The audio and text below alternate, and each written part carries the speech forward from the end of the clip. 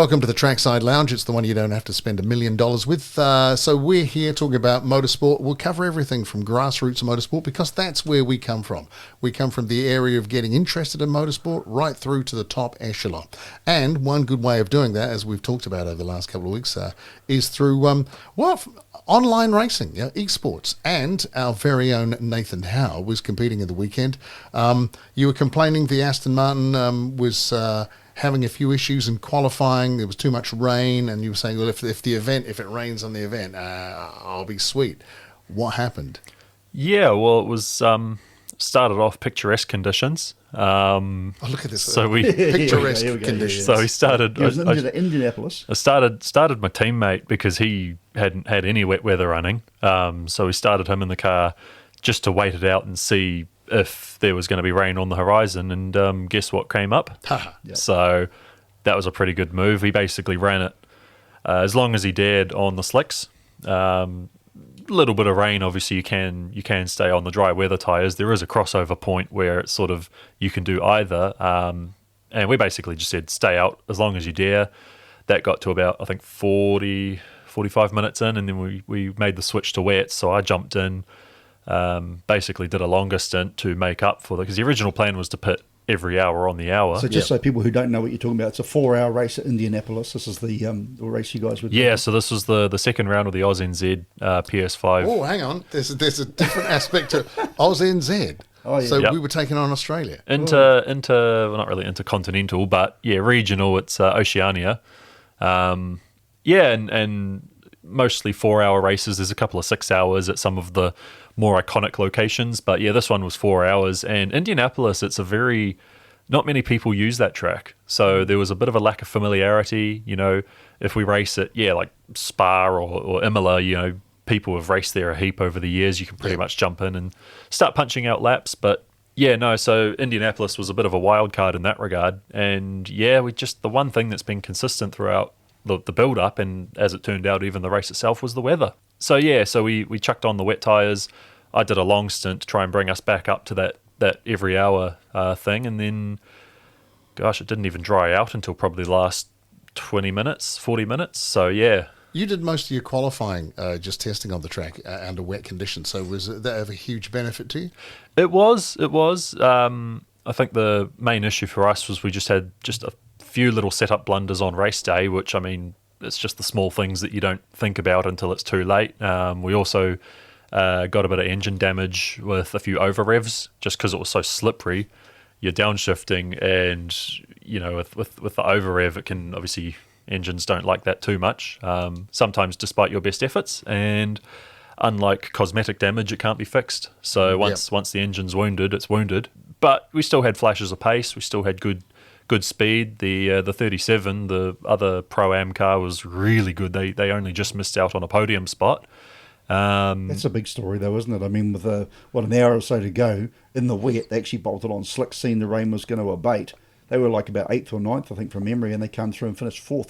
They on slicks in a wet track, biding their time real slowly. The rain stopped really quickly. The track dried out. Sim hasn't quite made that 100% yet, and then bang, they were into it. And right up through, as everyone else was pitting, that was an absolutely monstrous drive. And like you say, 4th place, just missed out on the podium. Yeah, the thing about Indianapolis is the pit lane is the entire length of the speedway. Yep. So, the actual service garages side of the pit lane's only about 300-400 meters. Then you got the entire rest of the straight to do at 50 Ks or whatever it is. So you're going to lose about probably 80 seconds to do a pit stop, service the car, transit the lane. So if you're able to cut out a pit stop, you do well, right? So so they made the risk to jump on slicks early, and it would have been sketchy for them. It was sketchy for me. I even waited until it was dry, and even then it was still difficult to keep those pressures up, keep the tyres grippy.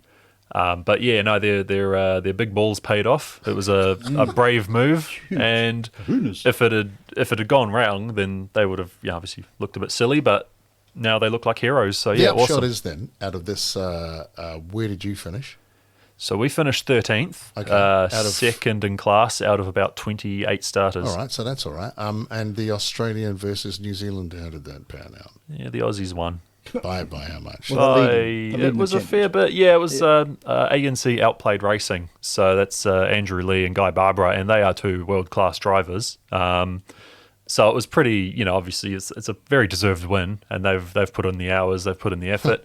But look, it's 2 for 2 for the Aussies at the moment. But we'll get them back in. When's the next challenge coming up? Just under 2 months. So end of May, we're at the Circuit Paul Ricard, which is if you know Paul Ricard, that's a hell of a complex. Really? Rightio. So this is the e-sport racing that Nathan competed in, and this week another series kicks off as well. Yeah, so the official Gran Turismo World Series, so the actual Gran Turismo official stuff kicks off this week, and they've released their schedule, they've released all the sort of race details. So basically, they've got online qualifiers for the next 5 weeks, and that's every Wednesday and Saturday night.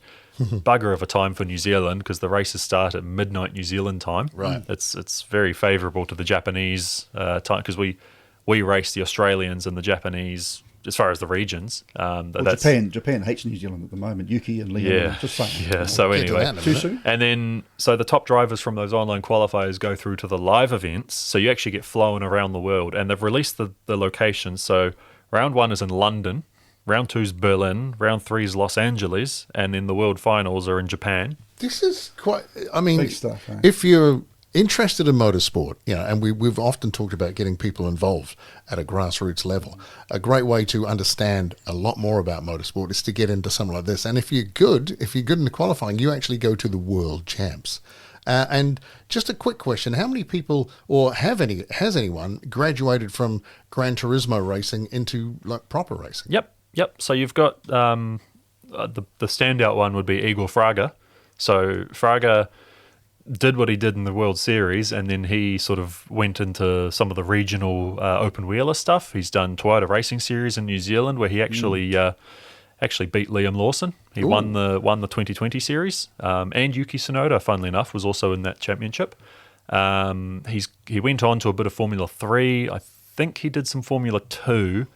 Couldn't quite get into Formula 1, but that was a more of a money thing than his driving talent. And that is the thing, when you end up into the top echelon, it's all about the money. But if you want the thrills and excitement, sim racing is a great place to start. And seeing as we went to Liam Lawson and Yuki Tsunoda, beautifully tied together there, Nathan, by the way, the fallout continues. I mean, last time we talked about Liam getting a fair go and what could happen. And, of course, now we know that Yuki and Liam have swapped places. There is talk that the RB21 Yuki's car will be different from Max Verstappen's, and Liam, having driven the RBV car, is more familiar with it, so it'll give him a better chance. Now, during the week, I watched on YouTube. His surname's Mansell. He's a journalist in the UK. He's not Nigel Mansell's son, but he does know a bit about motorsport. And they did side-by-side telemetry of Max and Liam. And the difference between them on the straights, you wouldn't know it. But when they go into corners, Max Verstappen goes deeper and with speed because it's what keeps the front wing planted. And that's how it allows him to have the edge. And that's where Liam, and the guy actually said, if Liam's watching this, there's the lesson. So, and this is the bit that irks me. If they're going to detune the RB21 to suit Yuki Tsunoda, you had the data and the telemetry. Why didn't you do that for Liam? Well, you asked the question before. In fact, a week or so ago, you said, is Liam Lawson the guinea pig? Is he the guinea pig for Max? Is he trying the bad bits to see if they can make a good car? I don't know. So what are they going to give Yuki? Are they give him all the parts that are the same as Max's? Are they give him what Liam had? So that's the question. And I mean, in the last week, who hasn't had a comment? Oh, man. Who hasn't had some statement? And there's so much clickbait going on out there. And all it is, it's the same stuff with slightly different headlines to try and get people to click on this stuff. And to be honest with you, I've had a gutsful. Yeah. I really have. Oh, well, mate, this morning there was one quick one.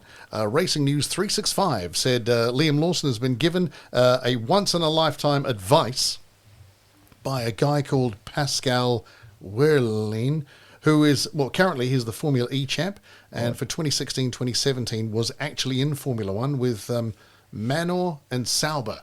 So got a huge history there. And basically He said Liam shouldn't talk to the media. Right. Oh, no. And that's yeah. it. And that's the headline they went with on that one. Also, someone was having a go saying Liam Lawson is a victim of the old New Zealand tall poppy syndrome. And I can't for the life of me find a Kiwi that said Liam Lawson should pull his head. And everyone's been supportive of him. Yeah, it's been cool seeing the amount of, Matt Payne's come out and supported him. Obviously, they raced together when they were sort of in the lower categories. SVG, Scotty McLaughlin, even Jos Verstappen, Max's father. Yeah, even Max Verstappen said, I think it was not a good move. Yep. Like so the outpouring of support, and it's such a contrast because, in the build-up to China, you have all the haters and the people calling him Slowson and all the jokes and the memes. But then, now that it's been switched, obviously it sucks for Max, but there's a lot of people really sort of viewing it as a good thing because, like you say, as he's more familiar with the car and he's more familiar with the team and he's not driving there are several people that have come out and said that car is a prick of a thing to drive on a good day. The last thing I want to do now is buy a RedBull, to be honest with you. I'll buy anything, but it's just... But what gets me too, I hope the flavour and the way it gives me wings. Well, that's right. It gives you all sorts of things. But the thing that I hope it's a misquote about one that came out this morning. They're quoting Tony Quinn saying that it's good that Liam got stood down from. In some ways, it's good because if he'd had two more negative results in the main team, that he could have gone suicidal. And I'm sitting there going, how stupid do you think Liam is? Honestly, the guy's a lot of things, but he's not going to get suicidal over. I think that is a journalist putting in a quote that suits their narrative. Oh, and speaking of drivers that might be under the threat, Jack Doohan in the Alpine, apparently under the same sort of cloud. Like he has to perform this weekend and get some points because they're... we talk about Red Bull's terrible time. You want to be an Alpine, they're bottom of the pile at the moment, Well, we don't want to go and listen to rumours and different clickbaits and all that because what are we just complaining about with Liam? It's all sorts of... yes, he might be. Yes, he hasn't won the last few races, But at the end of the day, it sort of comes down to, it needs to be more healthy, this environment of journalism. And I think it's just so gutter right now that anyone can stand up and say something. It's gutter. And to me, it's like another one I just ignored, but I saw the headlines and it was something to do with Liam Lawson and his girlfriend getting support from her. And it's like, well, what's next? Talk about the person that did his hair and someone who does his toenails. The person that does his hair does a spectacular. They do a great job. Yeah. Look, anyway, so that's the reality is it all come out on the racetrack, and I think you've got. They didn't put Liam Lawson in there just to fill a seat or to make, although there is something ticking over in the back of my mind that says this is a great Netflix story for the next Drive to Survive, isn't it? One thing about Liam too, he didn't buy his way into the seat.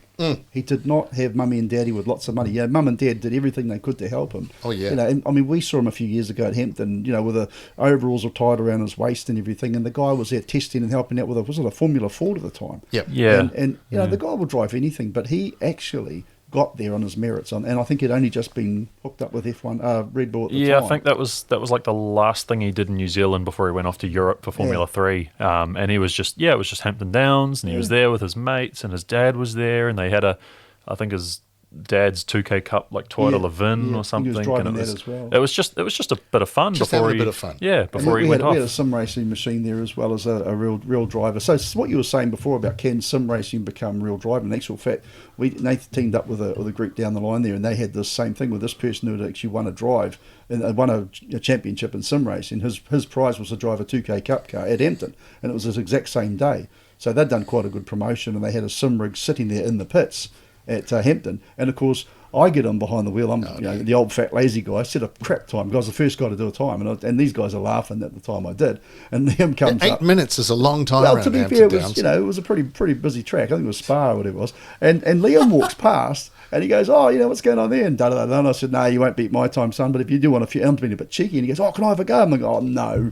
And I said, look, you can't go and crucify my time, for crying out loud. And he jumps in behind the wheel, and I think he was being nice because it took him a couple of laps to beat my time, and then he slaughtered my time. But then he also came back. I know I'm dragging on a bit here, But he came back a couple of times during the day to find out if his time had been beaten. And these guys, Nathan and the other guys had actually beaten the time a little bit. So he comes back and has another crack. And then he came in about 2 or 3 times. He was always inquiring, was he still the fastest? He'd finish his lap, he'd set the fastest time. And he actually said to us, he said, if someone goes quicker, come tap me on the shoulder, I'll have another go. So it was that competitive, that fun competitive spirit. But you see, competitive guy, but having fun with it. And like where he's sitting at the moment, I mean, clearly part of that must play on his mind, saying, "Oh, geez, these guys are making it hard." Just concentrate on your driving, mate, because that's what you do best, and you'll be fine. Speaking of driving, and you did mention SVG before, and I just will count. Liam Lawson did turn up at Western Springs Speedway and Bay Park Speedway in the off season, so he follows all sorts of motorsport. Yep. But SVG problems in NASCAR. Last week, it was a problem with the car wouldn't turn in. It was burning out right-hand front tyres. Yeah. And just the other day, a right-hand rear tyre fell off. I mean, he just came out of the pits, right? Goes into a corner, bonk, wheel just falls off. Yeah. What's going on the right-hand side of SVG's car? And 2, it's only got 1 nut on it. Yeah. How could you not tighten it up? And it's one of those things with NASCAR, isn't it? We see them come into a pit stop and they go, zzz, zzz, zzz, all the wheel nuts are coming off. Well, now it's just the one single, centre nut that they have, locating with a stud. So obviously a bit of a blooper. He was not happy with the setup of the car. They were chasing the car again. This is 2 races in a row now, 2 weekends in a row. And I think we alluded before that Shane's a lot of things, but he's not precious. If he's got a car that doesn't handle, it's a damn good reason why he's saying the car doesn't handle, because he can literally take anything and make it fast. So don't know. They were chasing their backsides on that one. Came in for a pit stop, trying to throw a tyre at tyres at the thing, and ended up throwing the tyre at the spectators almost. Thankfully, the fence did their job. But yeah, it's an uncanny thing, and apparently, Nath, you were saying that might be fallout on that one for the team. Yeah, well, I mean, they reckon there might be a couple of the pit crew with their jobs on the line. Suspended at this stage. They've been suspended for the next 2 races. Wow. So that means bringing new crew in. But, best of luck. And I just love the way this is the thing about SVG, and I guess New Zealand drivers right across the board, they go, and get on with it. Yeah. What's the next thing? Let's move on. This has happened. We need to get it sorted out. Let's move on and get on with it. So absolutely right. That was nicely covered off on that one. Also staying on Speedway, Joel Myers Jr., who's the current NZ number 3, was the NZ number 1 in sprint cars. He's going back to the States after spending most of the season here. But on his way out, he released his dates that he'll be coming back to New Zealand, wanting to maybe get the 1NZ back on because he loved it. So he's going to be here back in New Zealand November this year through till April next year, and he's going to cover all the racetracks in the sprint that has the sprint car series. That's so awesome. Yeah, he's really keen to come back and support things. Brilliant. Oh, well, looking forward to that one. Now we do have a little bit of criticism of our last episode, guys. We didn't mention anything about, and I blame you, Nik, we didn't mention anything about a certain rally incident in Australia with a certain New Zealand champion and ex-WRC driver and current defending European champion. That's right. Hayden Paddon. Yeah. Now, he was end of the first day, 26 seconds in the lead, roaring down the last stage, I think it was, or thereabouts, and coming out of the corner, no rhyme, no reason. There's a kangaroo right in smack in the middle, and Kabushka gave the thing a good old whack up the rear end, and unfortunately Skippy is no longer. Now, I'm going to ask a question. So again, he did so well. They got the car fixed overnight, got back on the stage the next day, got a finish, got some points, but not where he wanted to be. So a guy in the 70s was called Peter Bourne. Now, he actually swerved to miss a possum driving his mum's car and rolled the mum's car, and true story. So he was named Possum Bourne. Now, when we've got a guy, a Kiwi in Australia, leading the Australian Rally Championship and gets taken out by a kangaroo, is it time that Hayden Paddon, who doesn't really have a nickname, do we call him Skippy? Oh, I'm asking the question. Yeah. I'll ask another question. Because you're on the You'll stop me there. Yeah, I'll stop you there, mate. I'll just turn your mic off. In the Australian Rally, if you hit a kangaroo, do you get extra points? No, but I think Tony Quinn rings you up and says, how much you want for them? We sold that business. If you know, you know. Yeah, absolutely. Yeah. But Hayden Paddon, he's a good bloke. Did you see the Race of Champions, International Race of Champions? I did. I saw little bits and pieces. How good was that track, though? Did you see the video of them turning the stadium into a fully fledged racetrack? Yeah. And how long was the actual course? Because it wasn't long at all. Probably a kilometre and a bit. Yeah. Because it's one of those like super special ones where it doubles over and then comes back. But some of the variety. They had the ATVs, they had the rally cars, they had the KTM track day, the featherweight thing.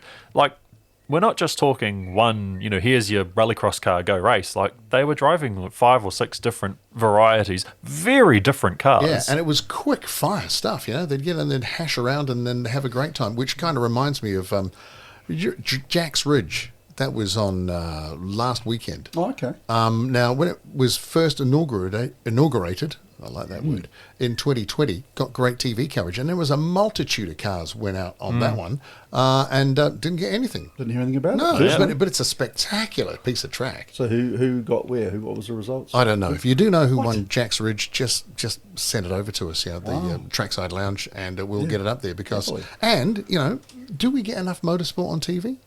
Oh, look, we get the big ones. You get Formula One, you get NASCAR, but that's on TV3 now. You get IndyCar, all the stuff that's on Sky. But do you get much access to, like, we get... No, not really. I don't think we do. And there's some really cool stories in grassroots motor racing. It doesn't actually have to be... $1 million car to do really, really well and to make entertaining racing. I mean, do you have to have a bunch of Ferraris roaring around to be classified as a great race? Well, interesting. I saw something this morning on Facebook, and it's from Kart Racing in the UK, and the kids are driving, and these kids are all under 12, all right? And they're hooning it down to this hairpin, which is the second to last corner before the flag. There's 2 guys in front, and there's maybe 3 kart lengths between the first 2, and then charging down the back, and I measured it on the screen, 7 kart lengths behind the second guy. They come down to the corner, both of the front 2 sweep wide to get into the right-hander to come around. Nope, number 3 goes hard out down the right-hand side of the track, brakes so late, there's smoke pouring off the tyres, throws it into this horrendous drift, picks out first and second, moves from third to first, and because he takes them completely by surprise, they both nearly stop. What's wrong with that car? Cannons off, and he thought, man, that was spectacular. Just spectacular. And this is on a kart track. This is just kids on go-karts, so there is some cool motor racing out there. That's pretty cool. And you know what's really... There's actually a few parallels between that and something else that happened in the weekend. So the Ferrari Challenge was at Monza. Oh. And if you don't know the Ferrari Challenge, it's been going for about 30 years. And it's basically the current spec Ferrari. So they've used the 360 and the 488. And I think at the moment they're using the 296. So it's the current spec flagship Ferrari, all decked out racing gear. It's basically gentleman drivers. Yeah. So it's a bit of fun. They have a few. They've got one in America. They've got a series in Europe, blah, blah, blah. It was here one year. It was here very briefly. But... And pretty much the exact same move that you just described. Guy in the back. It wasn't for the lead or anything, I don't believe, but it was the last corner at Monza, which is that continual right-hander. It just goes on. And they all sort of bunch up at the corner as they do, and this guy just absolutely sends it up the right-hand side, except instead of magically slipping himself into the lead, he tags the guy, goes airborne, and slams into the barriers at probably 150 Ks. Oh, jeez. And it's a solid hit too. Like, if you've seen the video, it's a meaty sounding slam into the wall. And there's in-car cam as well, isn't there? So you actually you get to see what it's like to go through it. And the move was never on. Like, you watch the gap, you watch the just sort of how, because like when you've been racing for a while, you get an idea of what cars go where under what circumstances, and there was never going to be a gap. So you just wrecked your $500,000 Ferrari, and he walked. Obviously he got out and he walked away. So again, testament to the safety of motorsports these days. But it was just like it was wild. And you talking about that go-kart move, I'm sitting there going, crap, that's almost exactly what this guy tried to do. One time that Ferrari built a Learjet. Yeah, just about needs a RedBull wing. Holy cow! Actually, touching on the safety fact, the fact the guy walked away from a smash like that. Bay Park Raceway in the weekend, sprint car races. There were 2 guys caught up, and I've seen it. Daniel Thomas, who's a mate of mine, current NZ number 2, he was on the outside of pole. They went round, he'd made the first 2 corners and just got tagged off into the fence. And man, that car, like, if you've ever seen a sprint car, imagine that car suddenly catapulted about 8 feet in the air. And while it's doing it, it does spiral roll and then it crashes down onto the track. And it would have been pretty close to full noise when that happened. There was him and the other guy. Sid Ferguson. Sid Ferguson got involved in that. Both went to hospital, both perfectly okay. Which is testament to the building of the cars and the safety seats. And I know that Daniel had a new cushion package put in his seat that kept him locked in position, so that minimised the damage on that, and he's forever grateful for that. But the funniest thing, they both ended up in hospital in beds separated by a curtain, but neither of them knew that they were separated by the curtain. So when the conversation started about what happened, then you could get the yelling from both sides. No, you brought it out in front of me. Fun. It was good fun. Can I ask the question? Was there any rumours of Days of Thunder? Did they have like wheelchair races down the corridor? I mean, come on, they must have done, surely. Mate, that'll be the next thing they do. I think they'll be setting out the sprint car for a bit and maybe doing a bit of wheelchair racing. If you're listening in, Daniel Thomas and Sid Ferguson, we want to see a wheelchair race between you two, preferably with casts. They can even be electric or motorised wheelchair. We don't care. I just want to see it happen. That's pretty cool. I mean, it's terrible they had a crash, but how cool that they could potentially have a wheelchair race. Hey, getting back to go-karts, so dirt karts, the Franklin dirt karts are coming up this weekend, and I know we're not doing the calendar just yet, but they have had a phenomenal season already. They actually ran when we ran the Autocana, and the turnout they had was so huge. They've actually got so many, I think I mentioned before, they've actually got to halve the amount of classes they have and run them on a race day, and then run the other group of classes on another race day, because it's such a big turnout. I don't know what they've done, but whatever the meat in their sauce is, it's fantastic, because it's such a successful formula. And they are racing later on in April, not this weekend though. But it's just seen this like a phoenix rising from the ashes at Merry, where they've had very, very, I won't pick out names because I don't think they want to be named at this point, but there's big companies, big people in motorsport, and passionate sort of go-kart supporters who really have said, here's how we can do this. Yeah. Here's how we can help you. Here's a problem. Yes, we can help you. And I think it's pretty damn exceptional. So, and what you're seeing, though, is you're seeing a massive turnout for that. And once again, it's the grassroots level.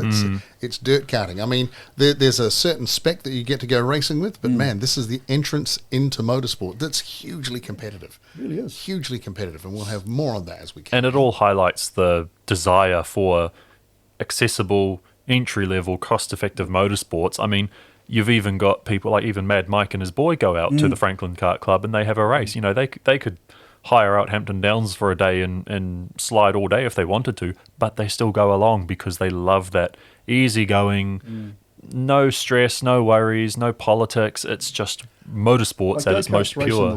Go-karts race in the wet. The only problem with dirt karts is it's a wet track does hinder them. So it becomes a mud car. Yeah, they're not precious and they can't. But if the track is bad, that sort of puts them out, which is a bit of a shame. But you're right. I mean, they've had Mad Mike, they've had Shane, they've had Brad Lane there, the 1NZ or now 2NZ modified driver, and him and Anton and a few of the other boys. Yeah, they turn up in like a group and they just run. I mean, I think they do private hires sometimes themselves just so they can have a huge amount of. Maybe we should have a chat to them and find out what exactly is needed to get into dirt kart racing, because I can feel. There we go. What does it take to get? I can feel a go coming on. Hey, of we that. could have 3 karts on the track. Yeah.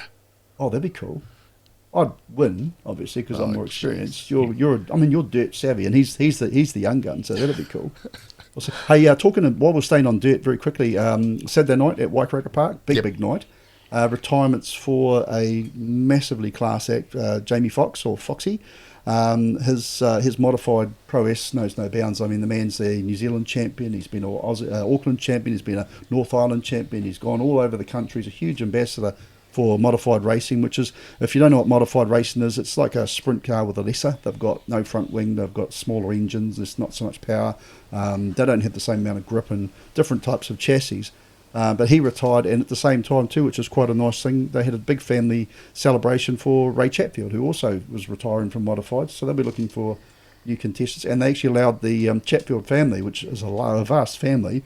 They had about 4 or 5 other stock cars out there, plus Chatty and his modified doing a little lap of honour, which was quite nice. I mean, Foxy came out for his last race at Waikareika. I think he's racing this weekend at Bay Park, but his last race at Waikareika, the other modifieds formed a guard of honour. I saw the photo and for that, he drove through the middle. I thought that was really, was really cool, cool. yeah. Well done to the promoters for that one. Well done, Bruce, although he's in the firing line a bit at the moment. Oh, mate, let's not go into that one right now because time's against us. So we'll have to roll into the next edition of the... I'll stop you there, Nick, just before we wrap up. We'll go to the calendar very quickly because we've got a couple of events to mention. Not many people have sent us through what's happening this weekend, so it must be a quiet one.